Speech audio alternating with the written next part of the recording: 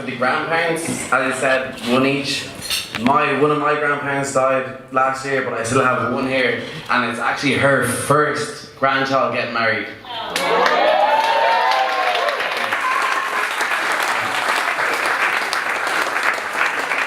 So that is this lovely lady over here, Angela. Okay, I'm actually getting rushed, so I want to introduce the next speaker, which is the groom's best man / brother, Mr. Alan Hyman.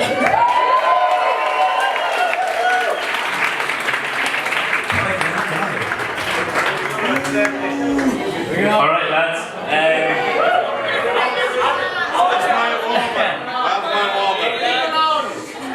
I'm Andrew's little brother, for most of you that don't know me. It might be hard to believe because I have an absolutely dreadful accent and I don't look like James Corden.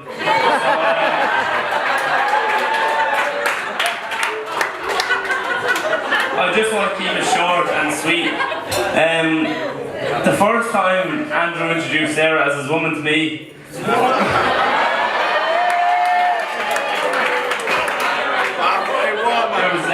was down in Wexford, and I first thought, how did Andrew find a girl like Sarah? I thought, what in God's name is wrong with Sarah? And I didn't know how to compare it to anything, apart from when I sat down to write this speech. Sorry. It was like watching Leicester beat United 5-2 last season. Were you in, Marsh? I thought they were absolute complete opposites until one night last, about 5 years ago I think it was. Bulmers had just released the pear cider. And the lads had all gone out to the pub and I was in bed at home because I was only young. And Andrew came in and I was awake and we started having the chats, and then about 15 minutes later Sarah came in and she wasn't aware that I was awake and she made a confession to Andrew.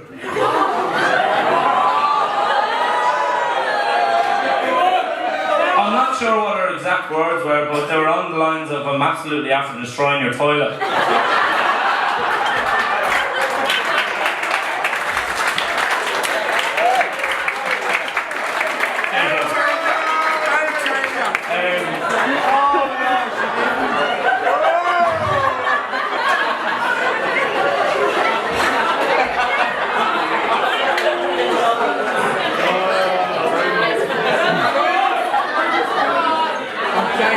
We're gonna get that colour on camera.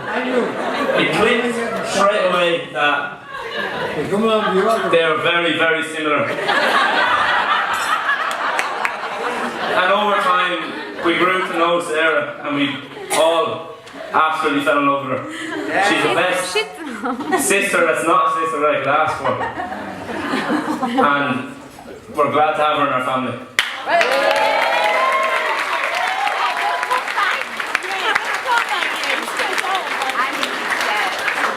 Which brings me to Andrew.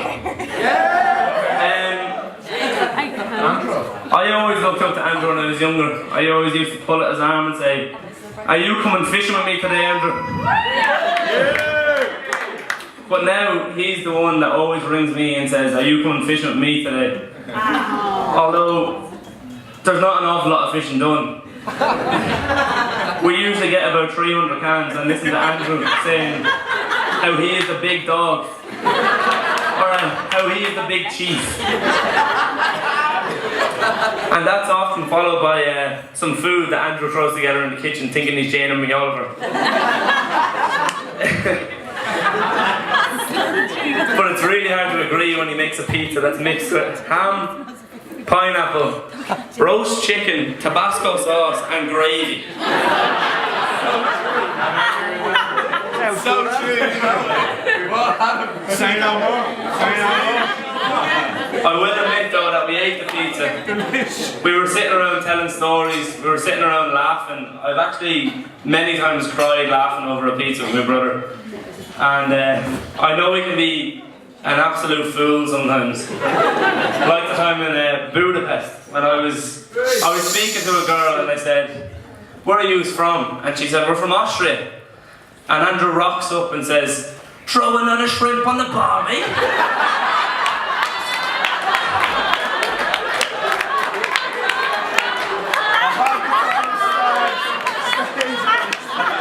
And that's all I'll say about the stags.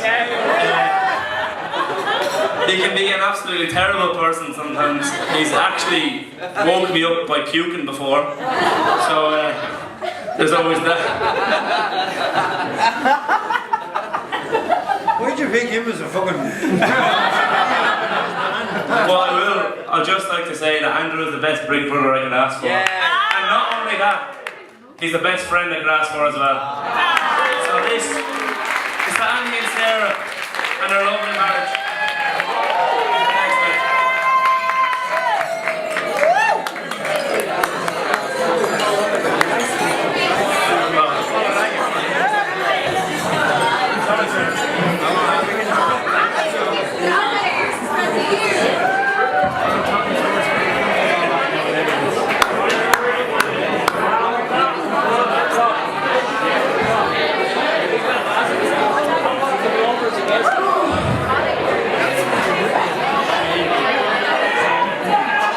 Great speech, Alan. Great speech. Actually.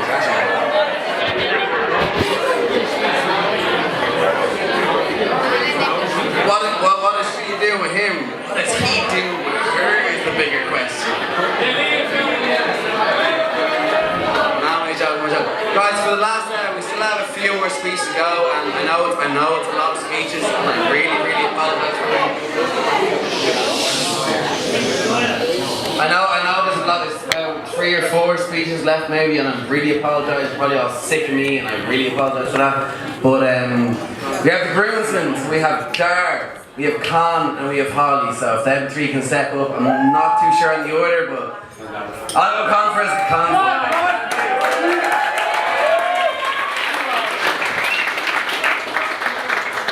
So I promised Andy I'd work around, but I've known Andrew Hyland for 29 years now. Me and Holly and Andy, we've grown up together and done everything together. And to be honest, I've had 2 years to write this speech, and every week me and Dara pretty much get together for a little groomsman meeting in the pub. And nothing ever happened. But the pub makes great profits out of these meetings. But about 3 weeks after, Andy decided to take the plunge and propose to Sarah. I was at home, and my ma just was going through a box of stuff at home. She found this copybook, which is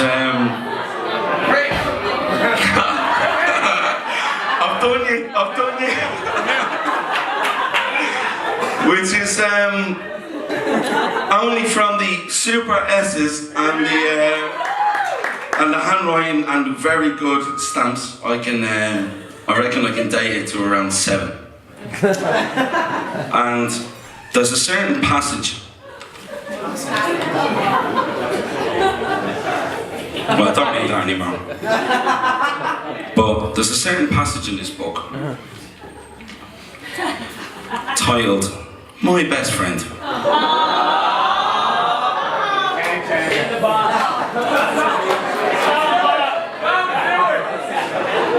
My best friend is Andrew Hyland. We go football training together. I call Andrew Andy, as the father Mullins, for short. We always play together. He has blonde hair, as he did back in the day, blue eyes. His hobbies are soccer and swimming. And that's about all I got, to be fair. I was about 7,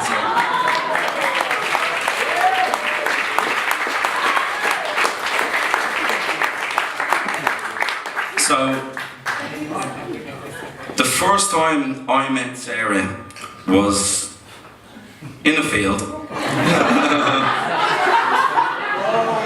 under an oak tree, and there was some alcoholic spirits involved. But Andy was there as well, I think, and then we had a party back in my dad's house, as was the... It's alright guys, don't worry, I've censored the speech, don't worry, you know, it's fine. If anyone wants to find out what really happened, come and speak to me at the bar in about 25 minutes. But it was an amazing time, and they obviously seen something in each other, and sparks obviously flew. But if anyone has ever looked up the name Andrew, which I did on Tuesday, obviously good preparation for this speech. Andrew is derived from a Greek name, which I know Vinny will be, you know, mad into his theology and stuff. And it means manly or masculine, which I'm not entirely sure if that's really true. But thankfully, Andy has always had a couple of best friends who are a lot manlier and a lot more masculine to look after him. So, you know, Darren, Fabio, Morrissey being probably one of them. That's vegan. Yeah. Me. But basically when I sat down to think about this, I was thinking about me and Hawley, and actually probably Fran as well, living on the same road. And obviously Vinny mentioned we're all from Ballarudgy, we're all from a very small cul-de-sac as well. And it's me and Hawley actually had this conversation last night, and we were just like, you know what? Andrew Hyland is the most selfish man in the world. We're like, what have we not given this man that he thinks he can get for Sarah for the rest of his life? But then we can't really elaborate on that one.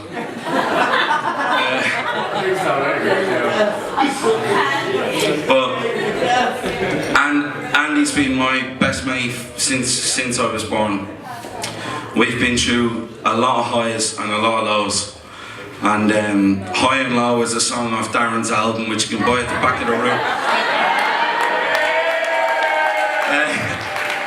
Two for €20.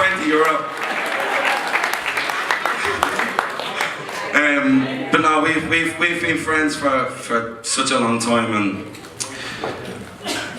one of the songs that Andy actually sings, a lot of people may not know this, but Andy actually has a really great voice, and he was the front man for a boy band at one point in his life. But a song that Andy sings is Bogged Down in the Valley, and it's all about little things in life, little decisions, little additions in life. And there was a time in our life where me and Andy were about a day away from moving to Wexford, because we were young, we couldn't get a job, we just drank too much, and Katrina just wanted to take care of us. But Andy handed in a CV to Lifestyle Sports in the Square. He got a job, and I got a job about 2 days later. But a couple of years later, Andy asked me to go for a job, and thankfully he asked Dara for the same job.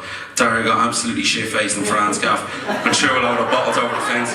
But so I got the job anyway. And if I didn't get my job in Lifestyle Sports, which is thanks to Andrew, I wouldn't have got the job that I have now, and I wouldn't have moved to London, and there's a massive chain of events that probably wouldn't have happened.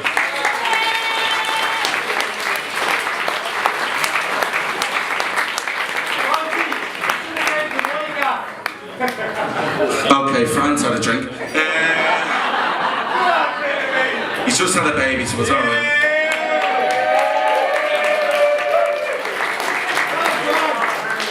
So, as anyone knows, I'm a big sports person and I'm a big film person.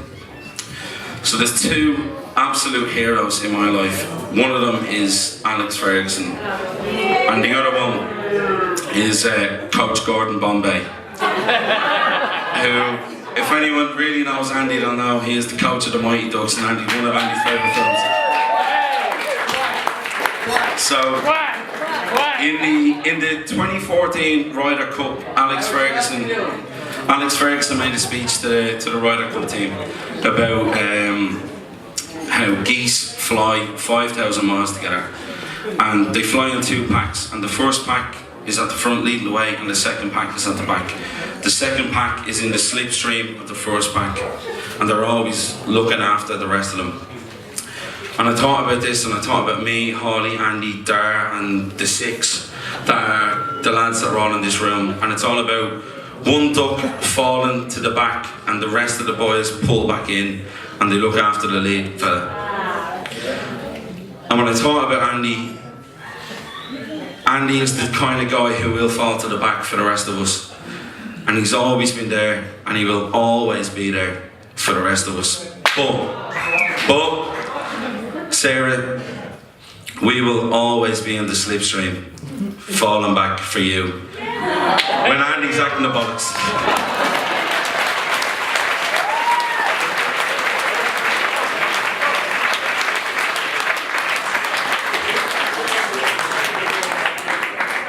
Which leads me on to my last and final quote.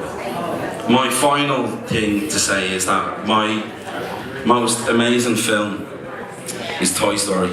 And Andy knows this. And Toy Story has a big link to me and Andy because Katrina used to work in the UCI, the cinema in Tala, and Andy, or Katrina may or may not know that we used to steal the voucher booklets that got us a free film, a free game of bowling, or a free game of Quasar. So we used to go to the cinema all the time. But my favourite film is Toy Story, and there's a very poignant quote for me that is from the very first Toy Story film, and it's from a song by Randy Newman.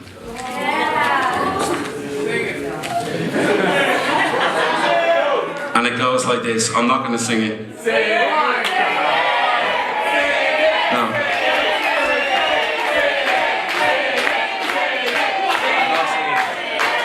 I'm not going to sing it, but basically it says, you got troubles and I got them too. There isn't anything I wouldn't do for you. We stick together, we can see it through, because you got a friend in me.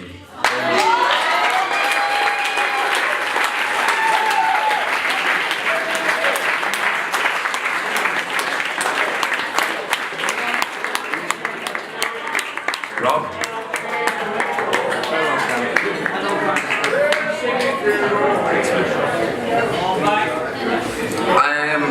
I'm not gonna lie, I was supposed to be introducing the 3 groomsmen at times, so who's the next groomsman? But I'll stand on stage, it's alright. Who's next? Holly? Oh, sorry. Marcy and Marshall. The album's out in 2016, pick it up. Thank you very much. Good night and God bless.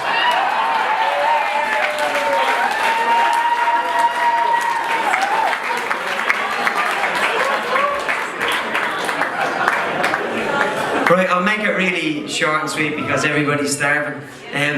I completely winged this. I didn't bring fucking copybooks or anything like that. Oh, not of course. Oh, sorry. And there's nothing I can say that Muller hasn't already said because he slated you earlier on. They've nicknamed you Muller, Father Muller. Anyway, I'll go really, really fast. Conzi's already mentioned the fact that Pajo was in a rock band at one point that didn't do too well.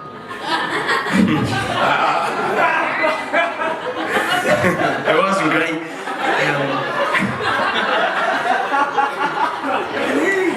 Considering he's too afraid to go to gigs or festivals or anything, you know, he's not the most rock and roll man, but he tried his hand at being in a rock band, which was great. And he's always been a great giver of advice with music when he was in the band. And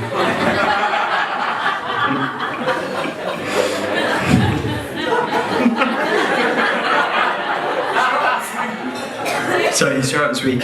And he's great. He taught me how to, you know, the job interview process, how to, you know. So I was going to tell a few stories about the job interviews when we were living in London together, about how we went into one of the job interviews in Cricklewood, which isn't a very nice place to be, and he ran away because he was afraid. Because there was a few winos sitting in the corner. Oh, we pick ourselves up, like this man here, Andrew, and we dust ourselves off and we go again. And he got offered another job, his dream job, you know. And I went with him to the first interview, which obviously didn't go to May West. So I went with him the second time, and he put the suit on and he was ready to boss it, you know. So we went in.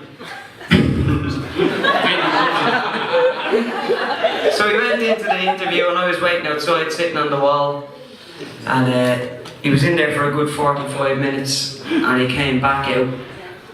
I was thinking, 45 minutes, Jesus Christ, he's gonna nail this, you know. And he came back out angry, red-faced and soaking wet. He's sweating now, but he's not sweating as much as he was, because basically what happened was he came out with the Greg's harmonising there somewhere. Lovely.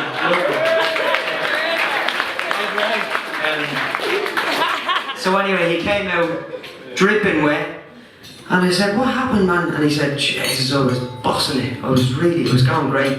I answered the first 5 or 6 questions perfectly. I was on to get the job." And then all of a sudden, just one bead of sweat trickled down my face, you know, which wasn't a big problem. Wiped it off, followed by 5 or 6 other beads of sweat. And he ended up, the father's here, weeing sweat so much that he had to apologise to the interviewers and ask for a napkin. It was the worst day of his life, but this is the best day of his life. Actually, what happened? What happened after that? Oh yeah. So he drank, he came back after, I just remember this.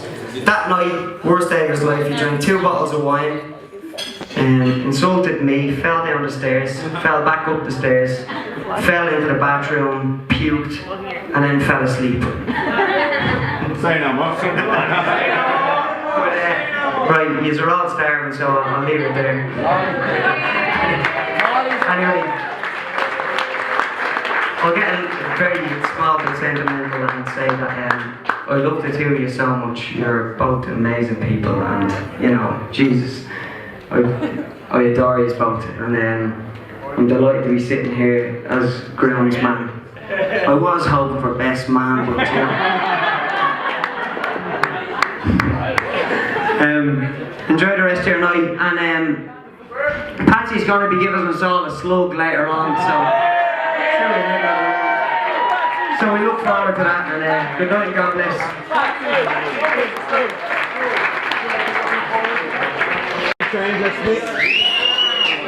Here we go. Come on, man. Hang on. Smitty always draws a short straw. Didn't have a short yesterday. Ollie, wrap it up, yeah, nice and quick. Fuck off and wrap it up. How's that, He hasn't even started. 2 hours since his last straw. I did have a speech. But I thought I'd have a lot more time, but then, you know, it's short straw. Gary Conn wrote all the best lines as well, because he saw me speech earlier. That was on my copybook as well. Cheers, mate. Do you want to speak into the microphone, Chief? Oh, sorry, I'm talking to him. What I have to say about Cole is, me and Cole have shared a lot of adventures together, and I love her to bits. That's basically. Andy, why'd you leave us so long? Andy isn't just my friend, he's my brother. The two of us lived together for years. I know everything about Andy and he knows everything about me, and a little bit too much as well. Andy's hygiene is impeccable. Impeccable.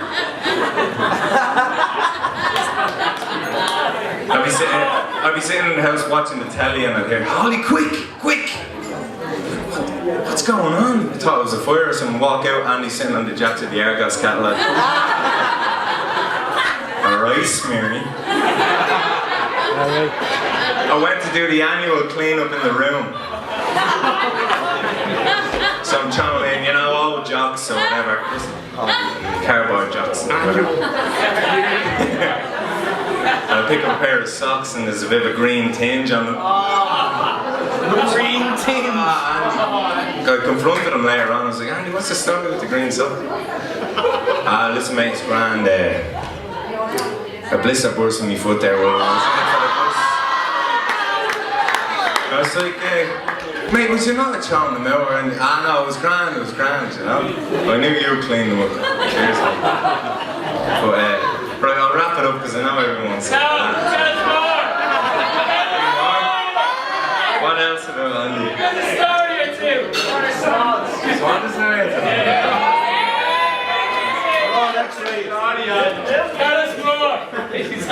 What do I have? Oh yeah, Andy. Yeah, sound. Robbie was saying about got you a job, yeah. Andy got me a job. And I was delighted, but my first day in the job, he thought, oh yeah, great. You send Holly up the ladder, merchandise, you know, stuff or whatever. In front of all the other people that I was meeting, the new crew or whatever, and Andy jocks me. So all the staff got a really intimate view of Holly. I was like, cheers, mate. Thanks for the tip. And look, as Colin was saying, like as all the boys were saying, me and Andy are more, like, we're brothers. That's it. That's the end of it. You know, his family is my family. We've lived in all each other's lives for years, you know, and that's it. And I love everything about him. He is my brother. That's it. You know, and Amy will say it as well. He's there, my brother too. And Colin, you know. And no, Sarah's perfect for him. Like she's always up for a laugh, and Andy's all about, you know, when someone's sad, Andy will make us feel happy, and that's what he done for my family when my dad fell ill. He was there for me and Matt, and I don't know.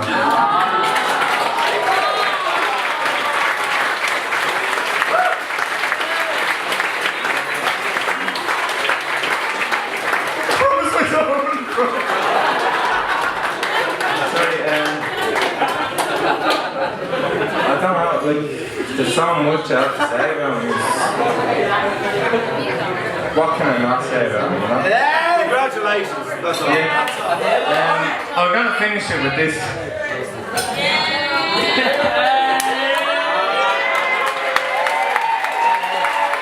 I'll tell you what, actually, I want to get this thing. Me and Andy have had a little secret love affair. And his first girlfriend accuses us of having this love affair. Don't mention the war. Didn't help that we sat in every day listening to Lionel Richie and Blue. That's all I say. Anyway, I love you all. Thanks, man.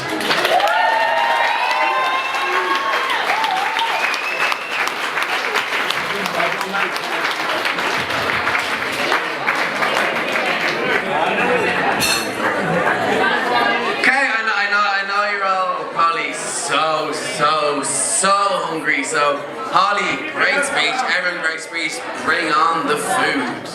Thank you everyone for coming, great wedding. To Andy and Sarah, my beautiful sister, and my new brother-in-law, love you both.